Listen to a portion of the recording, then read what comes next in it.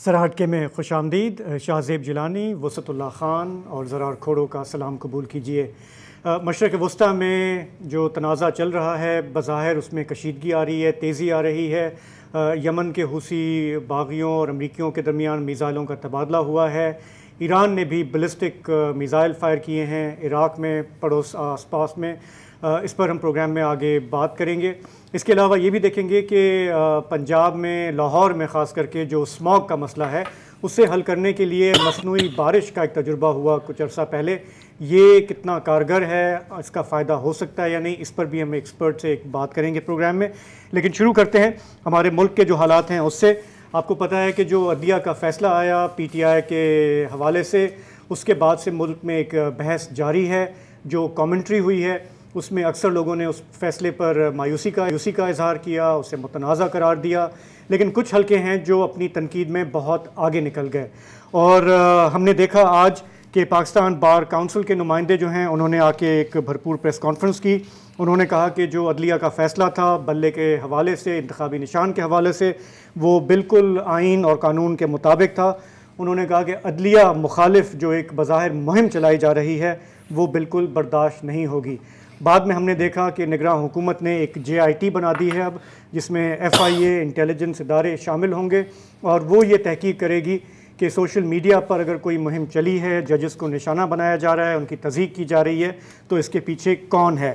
یہ سب ہوگا جو ہمارا ایک سائبر قانون ہے پیکا کا، اس کے تحت ہوگا. اس کے ڈیفیمیشن کلازز ہیں، دوسرے ہیں جو ماضی میں ہم نے دیکھا ہے کہ لوگوں کی زبان بندی کے لیے استعمال ہوتے آئے ہیں اور انہیں ہی اب انووک کیا جائے گا. آپ کچھ کہہ رہے تھے؟ نہیں، میں کہہ رہا ہوں میں نے کچھ نہیں کہا، نہ ہی میں نے کچھ ایسی، ہم نے کچھ بھی نہیں کہا. ہم نے دیکھیں اچھا ایک جو چیز ہے اس میں وہ سمجھنے کی ضرورت ہے کہ میرا خیال ہے کہ یہ تو ہمارا جمہوری حق ہے اس ملک میں کہ آپ عدالتی فیصلوں پر تنقید کر سکتے ہیں.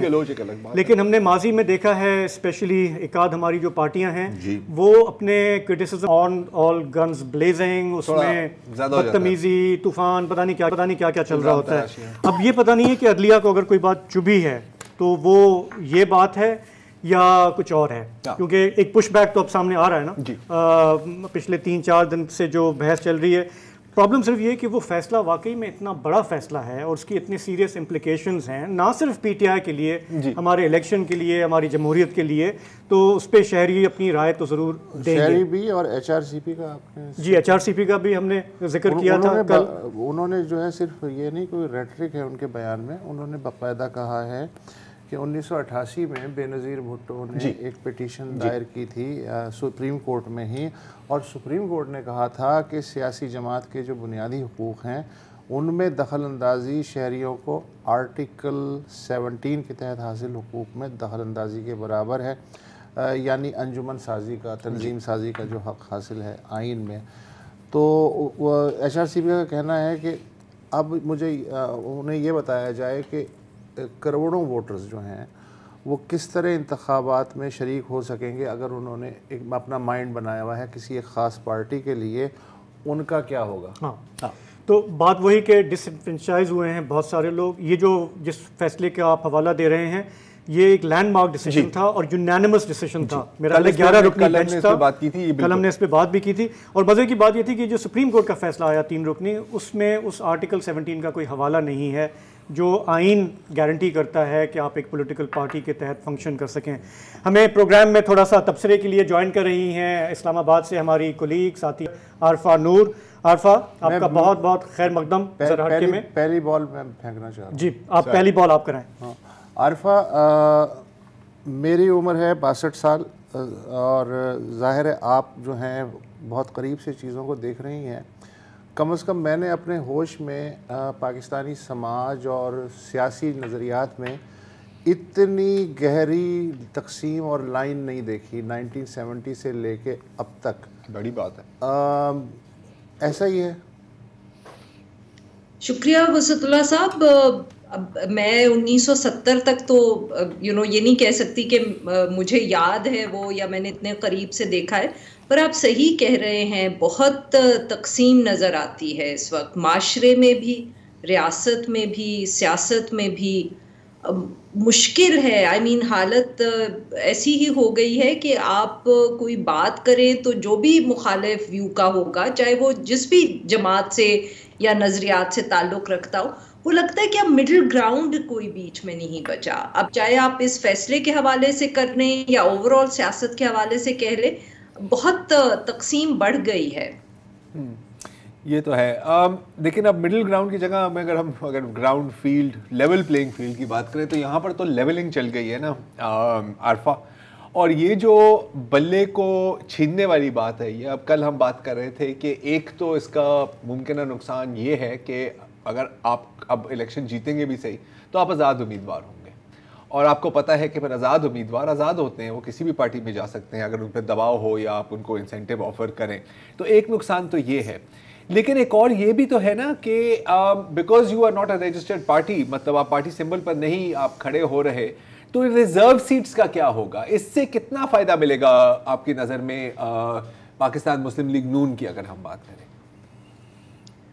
یہ ریزروڈ سیٹس کا تو دیکھیں میرے خیال میں اس وقت دو چیزیں ہیں. ایک تو جو آپ نے ذکر کیا نا کہ اس سے فائدہ ہوگا باقی جماعتوں کو آبویسلی, مگر دوسرا یہ بھی ہے کہ دیکھیں یہ معاملہ ایک دفعہ پھر کورٹ جائے گا, کیونکہ پاکستان تحریک انصاف کی ایٹ دا مومنٹ جو انہوں نے ریزرو لسٹ ای سی پی نے تو ایکسیپٹ نہیں کی, بیکاز جو طریقہ ہے وہ تو یہی ہے کہ آپ کی لسٹ جو ہے وہ الیکشن سے پہلے چلی جاتی ہے, تو وہ تو ایکسیپٹ ہی نہیں ہوئی اس وقت.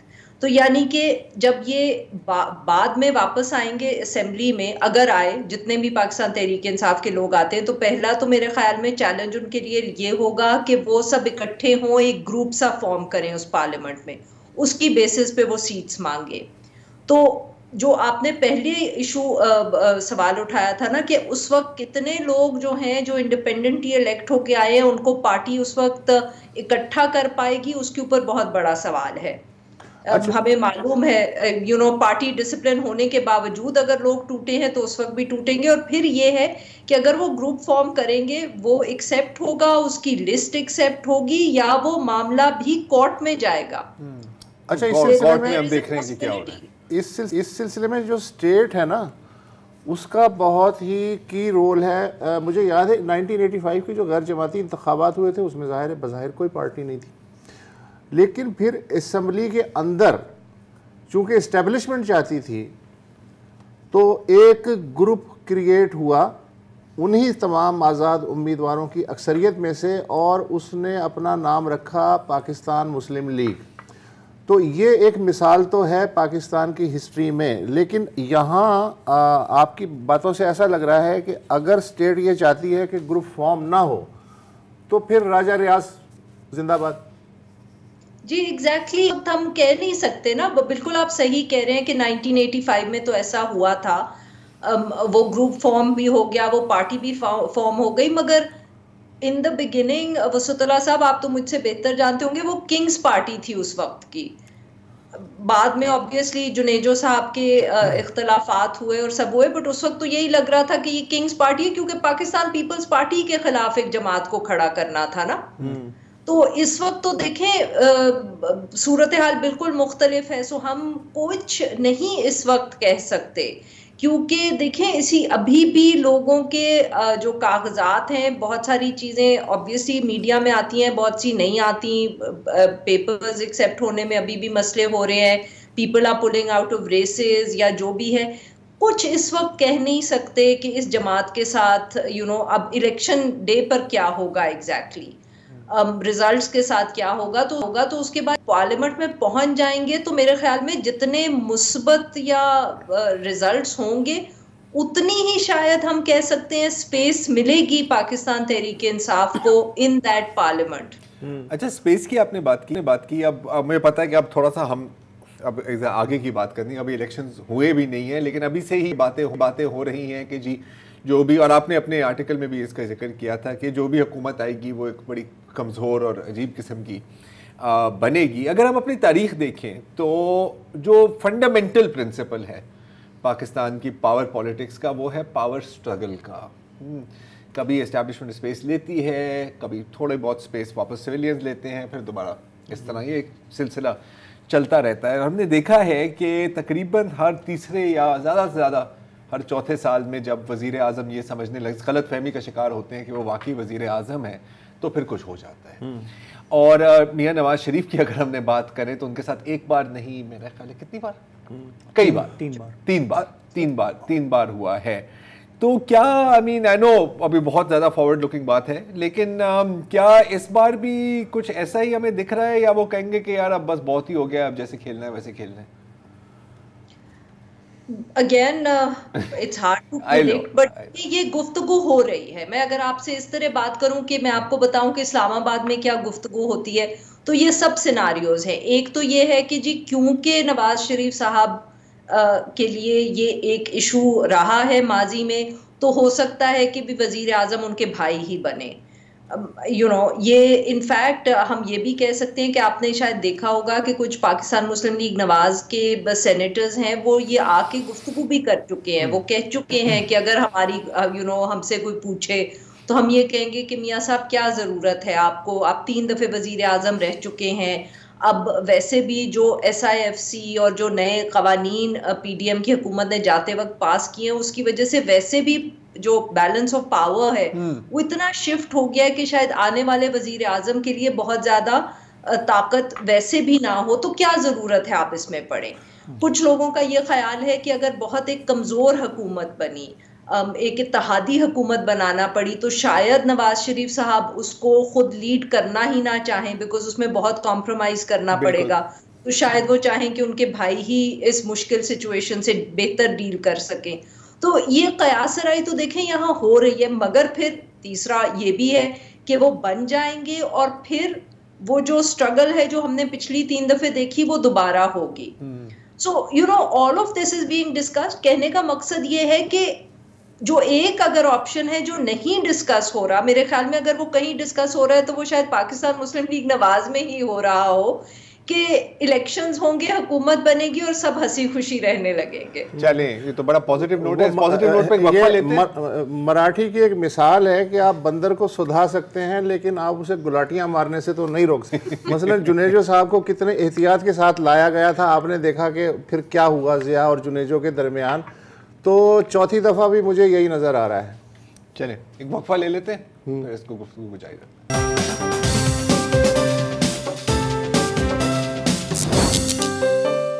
جی, تو ہم بات کر رہے ہیں سپریم کورٹ کے فیصلے کی جو پی ٹی آئی کے حوالے سے آیا, اس پر تنقید بھی ہو رہی ہے, کامنٹری بھی چل رہی ہے. عارفہ نور ہمارے ساتھ ہیں. عارفہ, ہم پہلے ابھی یہ بات کر رہے تھے کہ بیسیکلی ہم تھوڑا سا اسپیکولیٹ کر رہے ہیں کہ اب آگے بات کس طرح سے جائے گی. کئی مراحل ہیں جیسے آپ نے بھی پوائنٹ آؤٹ کیا. ابھی واضح نہیں ہے کہ پی ٹی آئی سچویشن سے کیسے نمٹے گی, حالانکہ وہ کہتے آئے کہ ہمارے پاس پلان بی ہے. آج خان صاحب کا ایک بیان آیا کہ میرے پاس پلان سی بھی ہے, اور 8 اکتوبر کو جھٹکا لگے گا, ان کا کہنا ہے. خان صاحب بہت زبردست اس طرح کی باتیں کرتے آئے ہیں, ہی از نون فار اٹ, کہ وہ اپنے لوگوں کو امید دیں.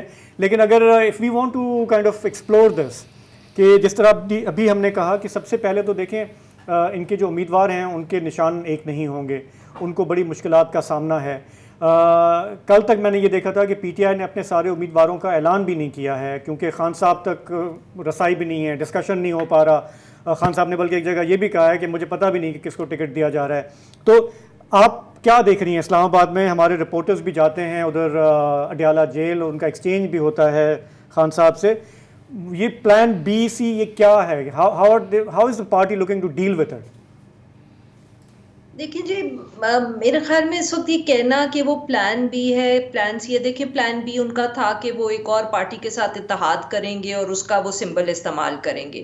جیسے ہی وہ بات پبلک ہوئی, ای سی پی کی طرف سے فوراً بیان آ گیا, انہوں نے کہا کہ یہ اس کی تو اجازت نہیں دیتے. اس کے بعد جو وہ صاحب تھے جن کے ساتھ اتحاد جن کی جماعت کے ساتھ ہوا تھا وہ بھی آ گئے, انہوں نے بھی پریس کانفرنس کر لی. اس سے پہلے پاکستان تحریک انصاف نے یہ الزامات بھی لگائے کہ وہ ان کو اٹھا لیا گیا تھا. سو وہ کوشش جتنی بھی کر لے, جب وہ پلان بناتے ہیں تو فوراً دوسری طرف سے بھی کوئی کاؤنٹر پلان آ جاتا ہے. اب خان صاحب کی جہاں تک بات ہے یا باقی جماعت کی, تو دیکھیں اس وقت انہوں نے تو اسی طرح کی گفتگو کرنی ہے کیونکہ انہوں نے اپنے ووٹر کو امید دلائی رکھنی ہے. بیکاز اس وقت جو سب سے بڑی اسٹرگل ہم کہہ سکتے ہیں وہ یہ ہے کہ ایک طرف جو ہے وہ چاہتی ہے کہ بہت کم ووٹر ٹرن آؤٹ ہو, کیونکہ ووٹر ٹرن آؤٹ کم ہوگا تو جو بقول ان کے یا جو لوگ ان سے بات کرتے ہیں کہ وہ نتائج جو ہیں پھر مینیج کرنا آسان ہو جائے گا. اگر ووٹر ٹرن آؤٹ 50 یا 60% ہو گیا تو پھر زیادہ مشکل ہو جائے گا. تو ایک طرف جو ہے سارا ایفرٹ جو ہے, بہت ساری جو ہم اس قسم کی یہ دیکھ رہے ہیں اقدام, ان کا مقصد صرف یہی ہے کہ لوگوں کو آپ ڈی مورلائز کر دیں, لوگوں کو آپ یہ پیغام دے دیں کہ دیکھیں جو کچھ بھی ہو جائے ایک جماعت نہیں جیتے گی, تاکہ وہ نکلے ہی نہ الیکشن ڈے پہ. اب اس کو کاؤنٹر کرنے کے لیے پاکستان تحریک انصاف کی ساری کوشش جو ہے اگر آپ دیکھیں وہ یہی ہے ٹو سے کہ جی ہمیں نہیں ہرایا جا سکتا, ووٹرز کو نکلنا ہے, ہمارے سپورٹر کو نکلنا ہے. تو یہ آئی تھنک یہ بیسکلی جو یہ بیان بازی ہے نا, اس کا مقصد صرف یہ ہے. وہ کتنے اس میں کامیاب ہوتے ہیں یا نہیں یہ اب کہنا بہت مشکل ہے, بٹ آبویسلی جو اب گفتگو یہ بھی ہو رہی ہے کہ 2-3 دن کے لیے انٹرنیٹ بند ہو جائے گا, تو کتنا کس حد تک ہو جائے گا. دیکھیں ایک امپورٹنٹ چیز یہ ہے کہ خان صاحب کے بغیر جو ہے نا ووٹر کو ڈائریکشن دینے والا کوئی نہیں ہے. ابھی ہم یہ بھی دیکھ رہے ہیں کہ یہ جو جس طرح سے یہ کیس ہوا ہے سپریم کورٹ میں, پی ٹی آئی کے لائرز پہ بہت تنقید ہو رہی ہے کہ آپ تیار نہیں تھے, اندر سے بھی بہت بیان بازی ہو رہی ہے. ان کے ایک یہ صاحب ہیں جو کافی زیادہ جو ہے وہ تو آپس میں یہاں تک شیر افضل مروت ہیں, وہ وائس چیئرمین ہیں پی ٹی آئی کے, سینئر وائس چیئرمین بلکہ, وہ سندھ میں الیکشن کو لانچ کیا انہوں نے کراچی میں. تو اس وقت جو حامد خان جو سینئر لیڈر ہیں اور رؤوف حسن جو سپوکس پرسن ہیں, ان کا بیان آ گیا جی ان کا تو کوئی تعلق نہیں, ان کے پاس تو کوئی عہدہ نہیں ہے.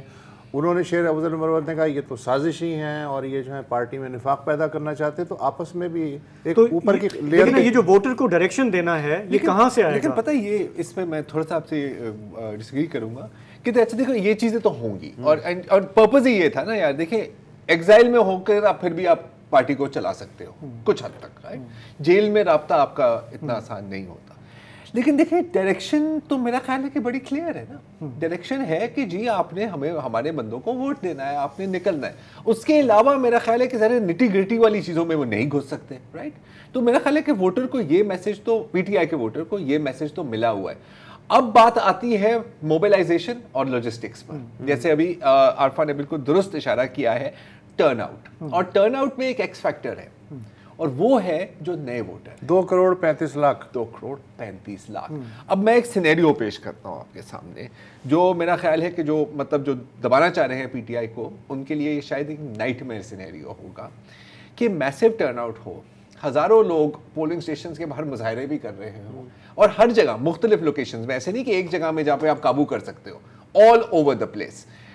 پھر آپ کیسے ہینڈل کریں گے الیکشن کو؟ You see, this is a major thing. I mean, دیکھیں اب اگر بلاول صاحب کی باتیں سنیں تو وہ تو کہہ رہے ہیں کہ جی 2 ہی پارٹیاں ہیں, آپ ان میں سے چوز کرنی ہے, لیکن ریالٹی تو ہے کہ there is a major force out there جس کو آپ نے کنٹینٹ کرنا ہے. in many ways عرفہ یہ ایک بہت بڑا ٹیسٹ ہوگا ہمارے جو ینگ ووٹرز ہیں, کیونکہ پی ٹی آئی کا بڑا انحصار ہے ڈیجیٹل جنریشن پہ نا, سوشل میڈیا سیوی جنریشن پہ, کہ ان کو پتہ ہوگا. مثال ہم یہ ایکسپیکٹ کر رہے ہیں کہ وہ جس حلقے میں جائیں گے ان کو پتہ ہوگا کہ صوبائی میں مجھے آئی ڈونٹ نو بینگن پہ ٹھپا لگانا ہے, اور نیشنل میں مجھے جو ہے وہ ریکٹ پہ ٹھپا لگانا ہے, اور یہ ہر حلقے میں یہ الگ الگ نشانات ہوں گے. مطلب یہ کیا are we expecting too much کہ ہمارے ووٹرز جو ہیں وہ اس پہ موبلائز ہو جائیں گے, اتنے ٹیک سیوی ہیں, اتنے سمجھدار ہیں؟ دیکھیں جی ووٹرز تو موبلائز ہو گئے تھے نا, ووٹرز کو تو اب اس کے ساتھ تو اپوزٹ ہو رہا ہے نا موبلائزیشن کا. ایک دفعہ تو وہ موبلائز ہو گئے تھے. تو دیکھیے, اور یہ بات یہ ہے کہ ایک تو کور سپورٹ بیس ہے پاکستان تحریک انصاف کی جن کا آپ ذکر کر رہے ہیں, وہ ینگ ووٹر ہے, وہ ایک ایسا ووٹر ہے جس کے پاس اسمارٹ فون ہے, وہ ایک ایسا ووٹر ہے جو پڑھ لکھ سکتا ہے. مگر یہ جو فیصلہ کیا ہے بلے کا نشان لینے کا, دیکھیں اس کا جو ایک اثر ہے وہ تو it's also in terms of the fact کہ کنفیوژن, کیونکہ ایک ہی حلقے میں جو امیدوار ہے نیشنل اسمبلی کا اور جو امیدوار ہے پروونشل اسمبلی کا, ان کے بھی آپس میں سمبلز ایک نہیں ہوں گے. لیکن اب کنونس نہیں کر سکتے تو کنفیوز کر دو. لیکن اب سارا جو آپ کا ووٹر جا رہا ہے اس کو یہ بھی یاد رکھنا پڑے گا کہ جی جو ایم این اے ہے اس کے لیے مجھے بینگن کے اوپر کرنا ہے, اور جو ایم پی اے ہے اس کے لیے. اور ساؤتھ پنجاب میں خاص طور پہ, لاسٹ پوائنٹ, ساؤتھ پنجاب میں خاص طور پہ آپ کے پاس اسپیشلی جو رورل ایریاز ہیں وہاں الٹریسی بھی ہوگی. سو اور ضروری نہیں ہے کہ سب کے پاس اسمارٹ فون. اب یہ امتحان ہے, اسٹریٹجی اب یہ امتحان ہے وہاں جو پولیٹیکل ورکر ہے پی ٹی آئی کا کہ وہ مستقل ووٹروں سے رابطے میں رہے. اچھا بڑی مزے کی تجویزیں آ رہی ہیں. ایک تو یہ ہے کہ فرض کریں بینگن میرا انتخابی نشان ہے, اب پی ٹی آئی کے جھنڈے کے 2 کلرز ہیں تو بینگن 2 کلر میں ہو جائے گا. اچھا وہ پوسٹر پہ تاکہ آپ کو یہ پتا ہو کہ جو بینگن ہے اس پہ گرین بھی ہے اور ریڈ بھی ہے, یہ پی ٹی آئی کا بینگن ہے. 17 میں ضیاء نے کیوں الیکشن پوسٹ پون کیے تھے جنرل الیکشن؟ اس لیے کہ 3 مہینے پہلے جو بلدیاتی انتخابات ہوئے تھے غیر جماعتی, اس میں پیپلز پارٹی کو اجازت نہیں تھی, پارٹی تھی وہ. تو انہوں نے کیا کیا کہ جو بھی ان کے امیدوار تھے انہوں نے کہا ٹھیک ہے جو بھی سمبل ہے آپ لڑیں, لیکن ساتھ میں ایک اسٹیکر چپکا لیں اپنے پوسٹر پہ عوام دوست امیدوار, اس سے سگنل ہو جاتا ہے. تو لٹریسی ہو سکتا ہے تعلیمی ہو, لیکن پولیٹیکل لٹریسی شاید اتنی نہیں. تو بات آ گئی آرگنائزیشن اور لاجسٹکس پر. عارفہ نور آپ کا بہت بہت شکریہ, آپ نے پروگرام میں ہمارا ساتھ. یہاں پہ ایک بریک لیتے ہیں, واپس آئیں گے تو ذرا بات کریں گے کہ ہمارے آس پاس پڑوس میں جو کشیدگی بڑھ رہی ہے, میزائل حملے ہو رہے ہیں, تھوڑا اس کی بات کریں.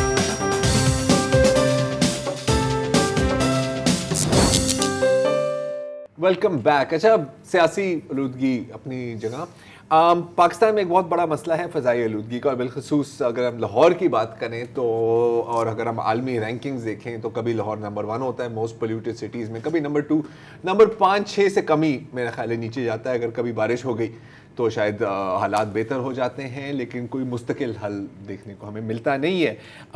حکومت پنجاب کی حکومت اور نگران وزیر اعلیٰ محسن نقوی صاحب نے بڑی مختلف چیزیں کی ہیں. پہلے بھی یہ ہوئی ہیں کہ جی 2-3 دن کے لیے اسکولز بند کر دیں, کارخانوں کو یا بزنسز کو جلدی بند کر دیں, لیکن ان سے کوئی فرق نہیں پڑا. تو پھر انہوں نے سوچا, پچھلے مہینے کی میں بات کر رہا ہوں, آئی تھنک 16 دسمبر یا 17 دسمبر کی بات ہے, کہ انہوں نے کہا کہ یار بارش کروا دیتے ہیں کسی طرح.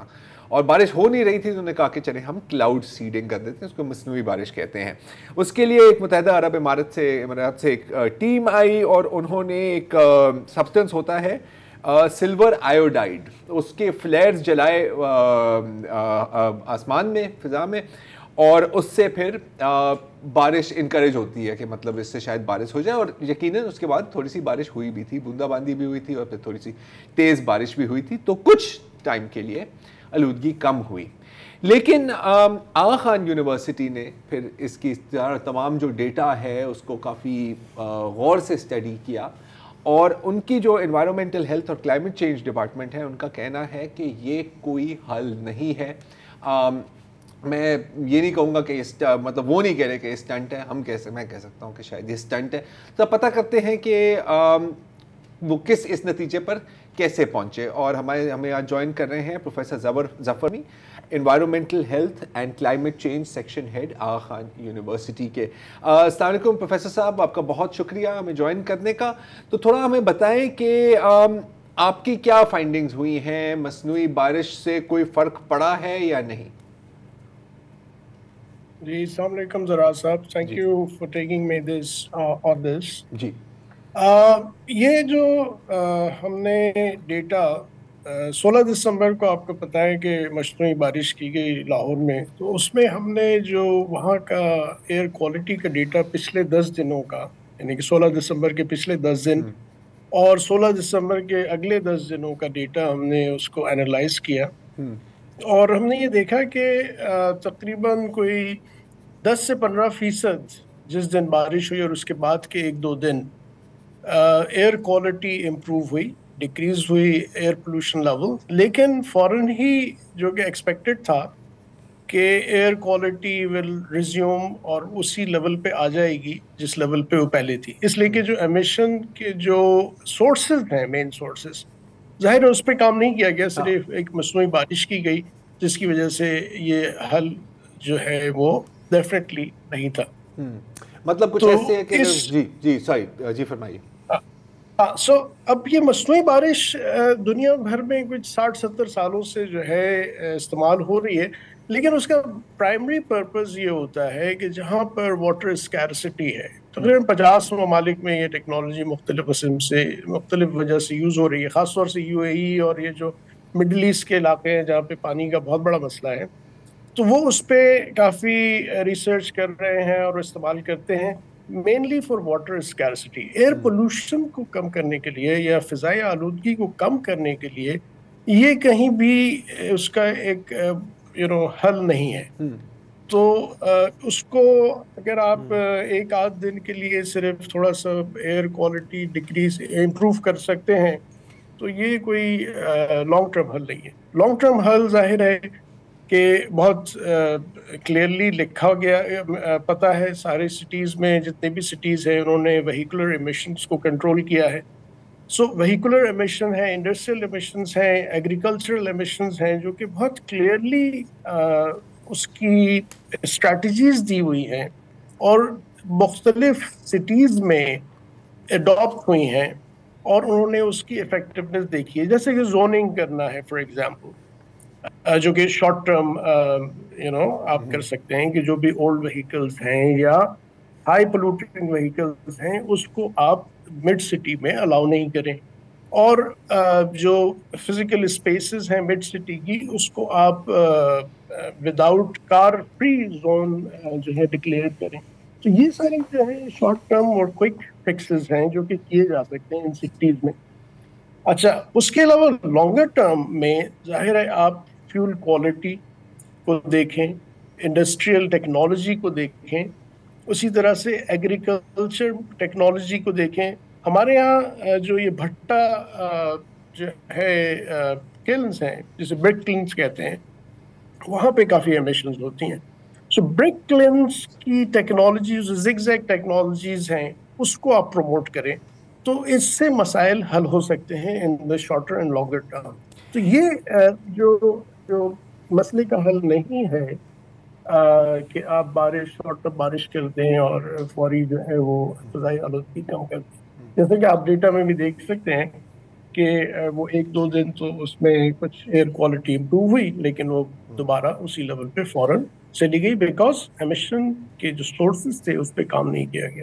ये कुछ ऐसे है ना कि मेरे घर के बीच में एक दलदल है, हाँ, और वहाँ पर मुस्तकिल मच्छर पैदा हो रहे हैं और मैं एक दिन में पूरे घर में मैं फ्लिट करता हूँ, तो एक दिन के लिए तो मच्छर नहीं आएंगे ना, लेकिन फिर दोबारा निकलते आएंगे।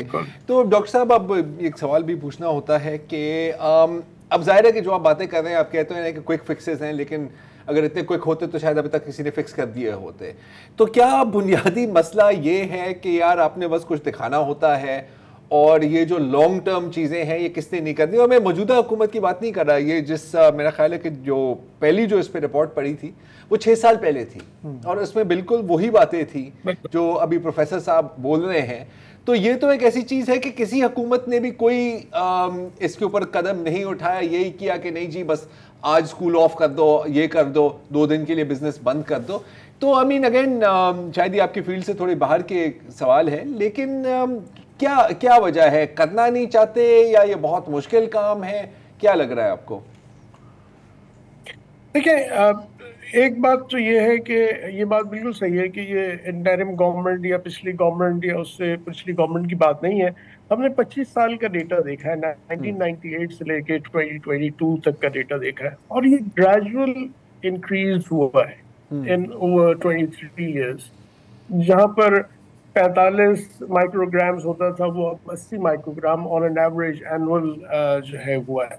और उसकी वजह मेनली जो अनप्लान्ड कंस्ट्रक्शन, अनप्लान्ड सिटी की डेवलपमेंट है, जिसमें जाहिर है कि पिछले 25 साल में जो भी इस डेवलपमेंट में शामिल है और वो उसका अपने हाथ है।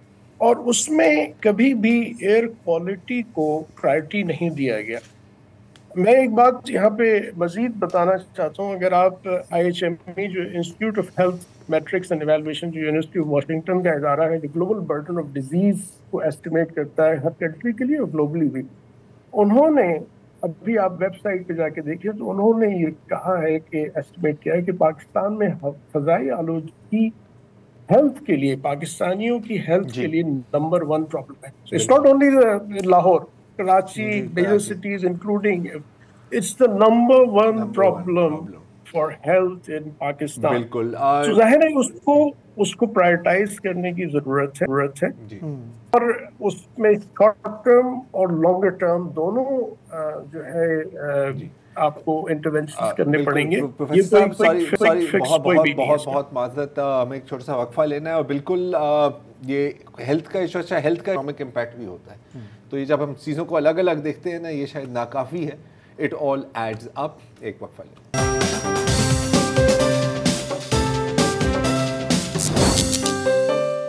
Welcome back. 7 अक्टूबर को 3 महीने पहले जब हमास ने जनूबी इसराइल में कार्रवाई की और उसके बाद जो जवाबी कार्रवाई इसराइल ने शुरू की अब तक जारी है। शुरू में ऐसा लगता था कि गज़ा का बहरान जो है वो कन्फाइंड रहेगा गज़ा तक, लेकिन अब रफ्ता रफ्ता हालात जो हैं वो तब्दील होते नज़र आ रहे हैं। पहले जनूबी लबनान और इसराइल के दरमियान हिज़्बुल्लाह के और इसराइल की वजह से कशीदगी में इजाफ़ा हुआ। यमन के हूसियों ने मिज़ाइलों का सहारा लिया इसराइली बंदरगाह ईलात को बंद करने के लिए, तो अब बरतानिया और अमेरिका की जो फ़ज़ाइया है वो यमन की ख़बर ले रही हैं। और ईरान चूँकि हर गुफ्तगू में आता है, चाहे इसराइल की गुफ्तगू हो या अमेरिकी दफ्तर ख़ारजा की या बरतानिया की, तो अब एक ख़बर ये आई है कि जो पासदारान इनकलाब हैं उन्होंने आज अलसुबह इराक़ी कुर्दिस्तान का दारुल-हुकूमत है अरबील, वहाँ पे और शुमाली शाम में जो इदलिब है वहाँ पे मिज़ाइल दागे हैं। कुल तकरीबन 11 मिज़ाइल, बैलिस्टिक मिज़ाइल उन्हें कहा जा रहा है, दागे गए हैं। पासदारान इनकलाब का कहना है कि अरबील में मुबैना तौर पे इसराइली इंटेलिजेंस मोसाद का दफ्तर उनका निशाना था, जबकि इदलिब में दाइश के ठिकानों को निशाना बनाया गया है। अरबील की इंतज़ामिया कहती है कि आज सुबह शहर के आसपास 8 धमाके सुने गए। इन हमलों में 4 अफराद हलाक और 6 ज़ख्मी हुए हैं। कुर्द इंतज़ामिया का कहना है कि उसने बारूद से भरे 3 ड्रोन्स को भी मार गिराया। ये ड्रोन अरबील में अमरीकी फ़ौजी अड्डे को निशाना बनाने जा रहे थे। हमले के बाद अरबील का एयरपोर्ट भी आर्जी तौर पे बंद कर दिया गया है। इराक़ी दफ्तर ख़ारजा ने इसे मुल्की सालमियत में हमला करार देते हुए तेहरान से अपने सफ़ीर को सलाह मशवरे के लिए तलब कर लिया है। इराक़ी हुकूमत ये भी कह रही है कि उसके पास ये भी ऑप्शन है कि वो अक़वाम मुत्तहिदा की सलामती कौंसिल से रुजू करे इस एक्शन के ख़िलाफ़। जबकि ईरान जो है उसने, आपको याद होगा यमन पे जो अटैक हो रहा है उसके बारे में ये कहा था कि बरतानवी और अमरीकी फ़ज़ाई हमलों ये जो हैं यमन की खुद मुख्तारी पे खुला हमला और बैनुल-अक़वामी क़ानून की ख़िलाफ़ वर्जी हैं। लेकिन अब जो अरबील पे हमला किया है पासदारान इनक़लाब ने, तो ईरानी दफ्तर ख़ारजा के तर्जुमान कहते हैं कि ईरान दीगर ममालिक की इलाक़ाई जो खुद मुख्तारी है उसका एहतराम करता है, मगर अपनी सलामती को लाहा ख़तरे को नज़रअंदाज नहीं कर सकता। जबकि यमन पे हमला आवर जो बरतानिया और अमेरिका हैं और खुसूसन डेविड कैमरोन साहब और अमरीकी दफ्तर ख़ारजा, उन्होंने कहा है कि ये इराक़ के इक़्तिदार आला और जोग्राफियाई खुद मुख्तारी पे खुला हमला है और ऐसी कार्रवाइयाँ बर्दाश्त नहीं की जा सकती और ताज़ियत का इजहार किया है। अमेरिका कह रहा है, अमेरिका और बरतानिया, अमेरिका, क्योंकि अमेरिकन बेस तो बबील के वक्त से बने हुए हैं। जी हाँ जी।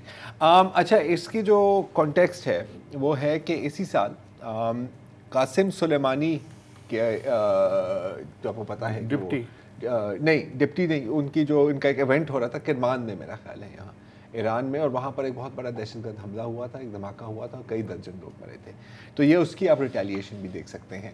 अरबील में जो हुआ है ना, उसमें एक मुकामी बिजनेसमैन को निशाना बनाया गया है, पिशराउ दियाजी, जिसके बारे में कहा जाता है कि उसके इजराइल के साथ बहुत गहरे ताल्लुकात हैं, और ईरान और इराक़ में जो अपोजिशन है वो कहती है कि ये इराक़ के वसाइल और कुदरती वसाइल हैं वो इजराइल को बेचता था। तो ये भी हुआ है। Iran is flexing it's muscle, मतलब वो अपने बॉर्डर्स के बियॉन्ड भी जाके वो कार्रवाई कर रहे हैं और वही उसूल इस्तेमाल कर रहे हैं जो इजराइल बाकी मुल्क करते हैं जी, प्रिवेंटिव। सर सेल्फ डिफेंस कहीं पे भी यार देखो, अगर फर्ज करो अगर अच्छा, अब एक तो ईरान की गलती है कि उन्होंने अपना मुल्क यूएस बेसिस के इतने नजदीक क्यों बनाया। हाँ, ये तो ये तो उनकी गलती है ना यार। किसने कहा था? और आपने देखा था कि बेस है, आपने किसने कहा कि आप ईरान को यहाँ पर रखें, या पहिए लगा के इसे हाँ कहीं और ले जाओ, मेडागास्कर के पास ले जाओ। साउथ चाइना सी में भी फिर वही मसला होगा ना यार, तो मेडागास्कर के पास ले जाओ।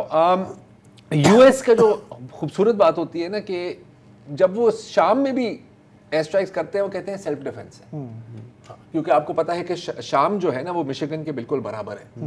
ہاں اینی وے, اب آپ نے بات کی یمن کی, تو وہاں پر بھی ایک بڑی مزیدار صورتحال اب پیدا ہو گئی ہے. مزیدار پتہ نہیں صحیح لفظ ہے اس کے لیے یا نہیں, کہ امریکہ وہاں داخل ہوا کہ جی ہم نا اس واٹر مطلب یہ جو اسٹریٹ ہے اس کو ہم کھولیں گے تاکہ یہاں سے ریڈ سی کو کھولیں گے, کیونکہ مطلب تجارت کو تو آپ نہیں روک سکتے نا یار. بے شک آپ مطلب 10,000 بچوں کو مارتے ہیں وہ ہمیں بالکل قبول ہے اور ہم آپ کو سلور پلیٹر پہ بوم دیں گے, لیکن تجارت کو تو نہیں آپ ہاتھ لگا سکتے. لیکن اب جو انٹر ٹینکو آئل ایسوسی ایشن ہے اس کا بیان آیا ہے کہ امریکہ نے ہمیں کہا ہے کہ یار ابھی یہاں سے آپ نہ گزریں تو بہتر ہے.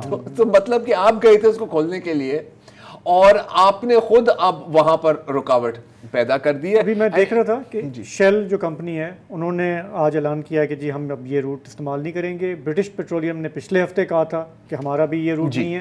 تو کوئی کانفیڈنس انسپائر نہیں ہو رہا ہے کہ امریکہ کے وہاں آنے سے جو ہے وہ کچھ حالات بہتر ہوں گے, بلکہ خراب ہو رہے ہیں. یار جتنا امریکہ نے اپنے آپ کو نقصان پہنچایا ہے, اگر صرف ہم ان پچھلے 102 دنوں کو دیکھیں تو میرا خیال ہے کہ پچھلے 10 سالوں میں نہیں پہنچایا ہوگا. اور جہاں تک یمنی کی بات ہے جن کو پائریٹس کہا جاتا ہے, وہ ٹک ٹاکس بنا رہے ہیں. اگر وہ ٹک ٹاک ہے ہمارے پاس, یہ دیکھیں اور لوگ اس پہ فدا ہو گئے ہیں اس بندے کے اوپر کہ یار دیکھو اسے کتنے آرام سے جا رہا ہے. تو اگین, اور دوسری بات ہے کہ اگر آپ کا خیال تھا کہ آپ یمن پر بمباری کر کے یمنیوں کو روک سکتے ہیں, تو باس پچھلے 10 سالوں میں کیا ہوا ہے یمن میں؟ متحدہ عرب امارات اور سعودی عرب نے امریکن بیکنگ کے ساتھ وہاں پر بمبنگ کی ہے. کیا اس کے بعد وہ ڈیفیٹ ہو گئے تھے؟ تو یمن میں جب یہ پہلی دفعہ بمباری کی امریکہ نے تو میرا خیال ہے لاکھوں یمنی نکل گئے, اینڈ دے آر لائک کہ make it a world war, we don't care, کیا کر لو کہ بم مارو گے. تو یہ تو آپ کو پتہ ہے کہ وہ ورلڈ اکنامک فورم چل رہا ہے جی, وہ بلنکن بھائی آپ کے وہاں پہنچے ہوئے ہیں. بالکل. تو آج جب وہاں پہ بات ہوئی نا کہ وہ غزہ کی صورتحال اور یہ اور وہ, تو انہوں نے کہا وہ جو عرب ممالک ہیں وہ کہہ رہے ہیں کہ جی بار بار ہمیں کہتے ہو کہ وہاں پہ جا کے ریکنسٹرکشن کرو, 5 سال کے بعد دوبارہ آ کے وہ پورا تباہ برباد کرتے ہیں, ہم نہیں کریں گے ابھی, پہلے آپ یہاں پہ اس کا مسئلے کا تھوڑا حل نکالیں تو پھر ہم. اسرائیل کا یہ ہے کہ یہ میں گلاس مطلب وسعت کے سر پہ توڑوں اور پھر میں تمہیں کہوں کہ یار اس گلاس کے پیسے دو, ہاں تاکہ میں نیا گلاس لوں اور وہ بھی اس کے سر پہ توڑوں. تو یہ وہاں پر چل رہا ہے. تو ایک اور میں ذرا خبر دینا چاہ رہا تھا کہ جو مطلب ہے تو سبھی بہادر ہے تو سبھی دلیر, لیکن میرا خیال ہے کہ جو سب سے جو دلیر صحافی ہیں جو ابھی حیات ہیں غزہ میں, وہ ہے وائل الدادو. ان کے بارے میں ہم نے کئی بار بات کی ہے. پچھلی اسرائیلی حملے میں وہ زخمی ہوئے ہیں اور اس وقت وہ مصر میں ہیں, وہاں پر ان کا علاج ہو رہا ہے. اور ابھی میں ان کی جو لیٹسٹ اسٹیٹمنٹ ہے وہ پڑھ رہا تھا. اس میں مصر کی عوام کا شکریہ ادا کیا ہے, اسپیسیفکلی مصر کی عوام کا, جو ابھی بھی ساری ریسٹرکشنز کے باوجود مظاہرے کر رہے ہیں, اور کہا ہے کہ میں چاہ رہا ہوں کہ میں جلد از جلد ٹھیک ہو جاؤں تاکہ میں واپس جا کے غزہ میں اپنے لوگوں کی رپورٹنگ کر سکوں. تو یہ تو چلیں, اس ساتھ ہی ہمارے پروگرام کا وقت اب ختم ہوا. ہمیں کل تک کے لیے اجازت دیں. خدا حافظ, شب بخیر.